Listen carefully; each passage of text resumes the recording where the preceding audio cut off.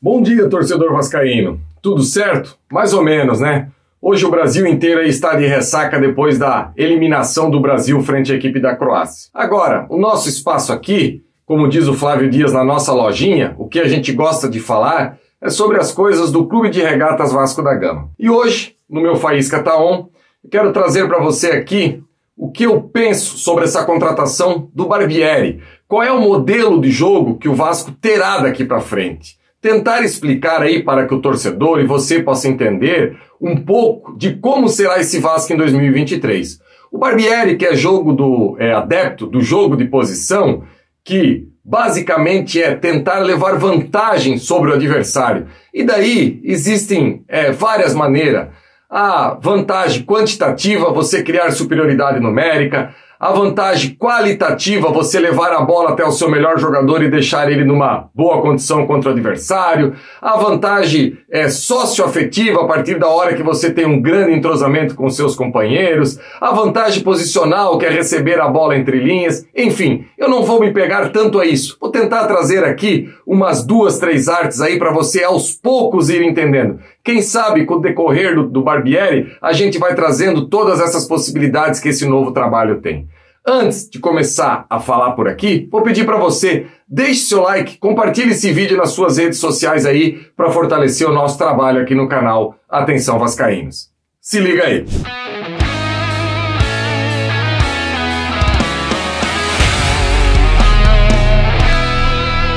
Então, torcedor vascaíno, o Vasco se representa na próxima segunda-feira aí no CT Moacir Barbosa para dar início à temporada de 2023. E como grande novidade apenas até agora, o anúncio do Barbieri e do Abel Braga, essa dupla que vai trabalhar junto no futebol do Vasco. E torcedor, daqui para frente o que precisa ficar bem claro é que o Vasco definiu um modelo de jogo para o Vasco SAF. Não existe mais o modelo de cada treinador que venha trabalhar no Vasco e o Vasco vai modificar isso. Não. O Vasco foi ao mercado e como eu coloquei hoje no título, nós temos um plano, é porque o Brax e o Abel definiram que, juntamente com o pessoal da empresa norte-americana, que o Vasco daqui para frente vai ter o jogo de posição como a sua veia central daqui para frente. Tanto é verdade que o técnico William Batista do Sub-20 também utiliza esse jogo e também é uma das referências quando a gente fala nesse tipo de jogo empregado aqui no Brasil no futebol de base. Ele, que antes de vir para o Vasco, estava quase completando aí 2 anos à frente do América Mineiro. Dito isto, vamos falar aqui de como que é basicamente esse jogo de posição. O jogo de posição é algo que tem como seu maestro grande no mundo esse cara aqui, que eu tenho a oportunidade de ter os 2 livros dele e já fiz aí a leitura dos 2. A primeira versão e a segunda versão, aí primeira e segunda edição do Guardiola. O Henry, o centroavante francês, tem muito material na internet que ele tenta explicar de uma forma didática de como funciona esse jogo de posição. O Henry fala que, basicamente, o jogador tem que preencher o seu setor.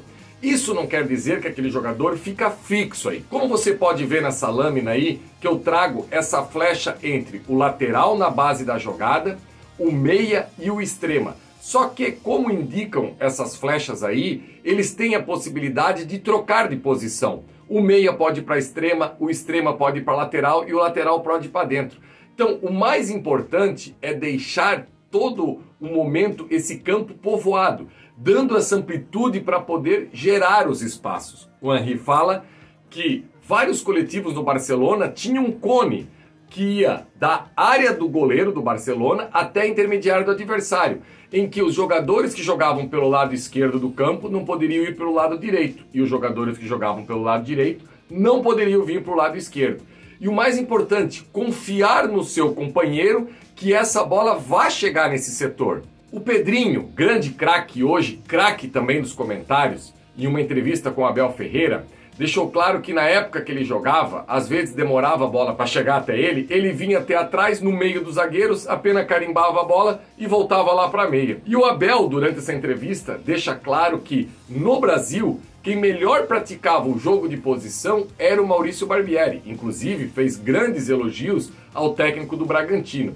Então, esse jogo de posição, o mercado já enxerga o Barbieri e o Abel Ferreira e o Pedrinho. Um é craque hoje de treinador, o Abel Ferreira faz esse trabalho fantástico na equipe do Palmeiras. O Pedrinho com o microfone também é outro craque. Os dois acabaram chegando à conclusão que no futebol brasileiro o Barbieri é o que melhor consegue desenvolver esse esquema. Inclusive o Henry fala que teve um determinado momento no Barcelona que ele fez um gol contra o Sport Lisboa no jogo da Champions, só que ele não estava cumprindo o plano do Guardiola. Ele atravessou o campo e foi lá jogar pelo lado direito e acabou fazendo o gol. No intervalo do jogo, o Guardiola acabou sacando ele e disse: ok, tu fez o gol, mas você não está cumprindo aquilo que eu estava querendo como jogo. Deixando claro que esse jogo de posição não é algo engessado, não é algo que fica fixo ali. Agora, torcedor, eu vou trazer aqui, basicamente, eu vou ter um bom tempo para explicar para você aqui a maneira que o Barbieri se comporta. Mas eu vou trazer aqui algo ofensivo e depois algo defensivo para tentar explicar um pouquinho melhor. Ofensivamente, o que o Barbieri praticava muito no Bragantino? Como você pode ver agora nessa segunda arte aí, ele começava a construção de um lado do campo, a bola, como você pode ver ali, está entre o lateral e o meia, e lá no outro lado, na ponta direita, lá tem um jogador dando amplitude. Então, como que foi denominado isso no futebol? É você fazer a construção por um lado do campo, o adversário faz o balanço, porque o lado que está a bola, obviamente, o adversário concentra um maior número de jogadores. E daí fazer essa inversão rápida para o outro lado, para poder pegar esse ponta, esse extrema, sozinho lá do outro lado, ou então de igualdade no tal 1 contra 1. O Guardiola, quando treinava a equipe do Bayern de Munique, fazia isso muito, deixando o Douglas Costa, que era muito bom no 1 contra 1. Já o Maurício Barbieri, na equipe do Bragantino, fazia isso muito com o Arthur. Começava a jogada por um lado e fazia aí essa virada de jogo. E sempre o jogador com o pé trocado, porque ele tem a possibilidade de entrar sozinho ou ficar de mano com o seu adversário, trazer para dentro e acabar batendo no gol. E isso gera um desconforto também no zagueiro, porque o zagueiro não sabe se ele vai sair lá para pegar e ajudar o lateral ou ele mantém o posicionamento. E o meia dessa equipe que está atacando pode perfeitamente entrar nesse lugar. Então, essa característica do Barbieri de começar a construção por um lado e acabar terminando por outro é muito marcante. Ele fazia isso em diversos momentos no Bragantino, sempre com muitos jogadores pisando na área. Tanto é verdade que no Brasileiro do ano passado, que o Bragantino foi aí o 6º colocado, o Bragantino foi o 4º melhor ataque do Brasileiro. Esse ano, mesmo sendo o 14º colocado, e perdeu muitas peças, entre eles o Claudinho, que era o craque da equipe, o Bragantino acabou sendo aí o 6º melhor ataque do campeonato. E antes mesmo do anúncio do Barbieri pelo Vasco, o Flávio Dias entrou em contato com o Abel e o Abel deixou claro: eu quero um técnico que seja ofensivo e um técnico que faça marcação, pressão à equipe do adversário. Então, ofensivamente, eu já dei algumas características dessa equipe do Barbieri. Agora, defensivamente, eu vou mostrar na minha prancheta aqui, basicamente para o torcedor entender. Quando o adversário vai cobrar o tiro de meta, aqui, a bola está aqui com o goleiro e o adversário coloca jogadores aqui para sair jogando, o Barbieri sempre coloca 3 jogadores nessa linha aqui, os 2 extremas e o centroavante, e aqui os 2 meias, para não deixar o adversário trabalhar esse passe por dentro aqui. Ele fecha e sufoca o adversário aqui. Ele oferece apenas a saída pelas laterais, aí a equipe toda faz o balanço por aqui, forçando com que esse adversário dá o chutão.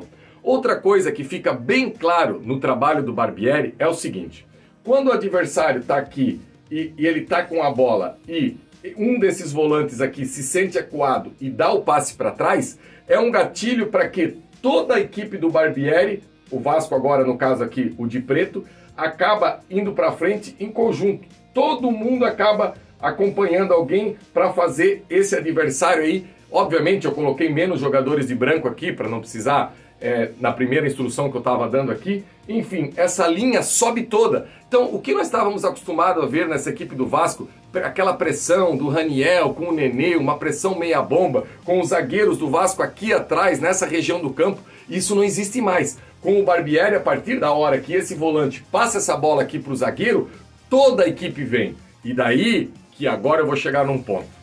Ofensivamente, se eu estou falando que o Vasco precisa, o Barbieri monta os seus esquemas para os extremas e os pontas, o Vasco vai precisar ir no mercado fazer esse tipo de contratação, que é o ponta que tenha finalização, que tenha drible, que saiba ter uma boa condução de bola.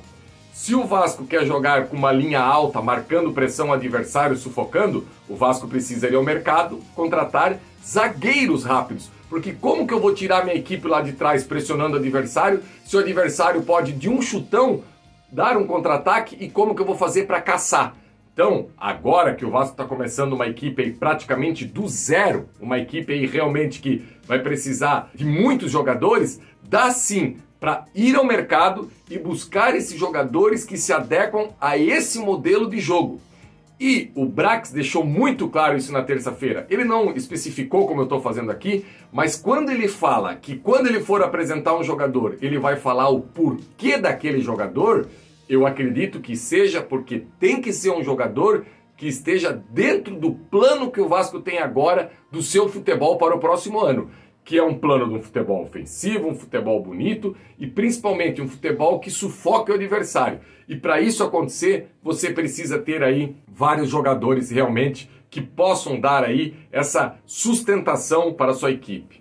E se tem algo hoje que eu fico feliz é saber que o Vasco tem um rumo, que o Vasco agora sabe o que vai querer. Eu confesso a vocês que esse ano, melhor dizendo, eu tive a oportunidade aí de assistir alguns jogos do Vasco no estádio e a totalidade deles na televisão. E em diversos momentos eu não sabia o que o Vasco queria com a bola. Eu não entendia qual era o modelo de jogo do Vasco. E olha, eu não estou falando aqui que eu quero um jogo envolvente, um jogo de posse de bola, um jogo associativo. Pode ser o jogo reativo, o jogo do contra-ataque, não tem problema. Desde que seja bem executado, eu sou um cara bem tranquilo quanto a isso. O problema é você não ter uma ideia, é você não ter um modelo de jogo.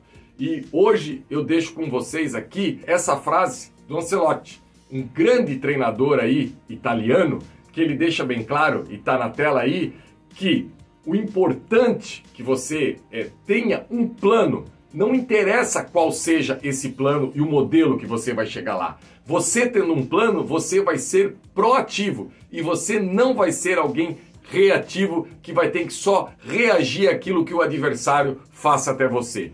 E quando eu quero um Vasco protagonista, que é a palavra da moda, eu quero que o Vasco tenha uma ideia de jogo. E parece que agora o Vasco chegou lá com a contratação do Barbieri, do William Batista e do Abel. Deixando claro que aqui ninguém está dizendo que vai dar super certo, que o Vasco ano que vem vai virar uma superpotência, que não terão críticas. É óbvio que esse trabalho, para dar frutos, para acontecer, vai precisar de muita coisa. Só que eu escolhi acreditar no projeto e no trabalho. E caso esse trabalho e esse projeto do Vasco dentro das 4 linhas, as coisas não aconteçam, eu aqui no canal Atenção Vascaíno sempre serei a voz do torcedor e vou dizer, infelizmente não está dando certo, tem que trocar. Ninguém aqui vai morrer abraçado com esses novos profissionais. Agora, daí a começar já uma chuva de críticas antes desse trabalho propriamente ir para dentro do campo, ou ficar aí em polvorosa porque o Vasco não apresentou muitos jogadores, tá bem claro, o projeto e a ideia do Vasco é abril do ano que vem.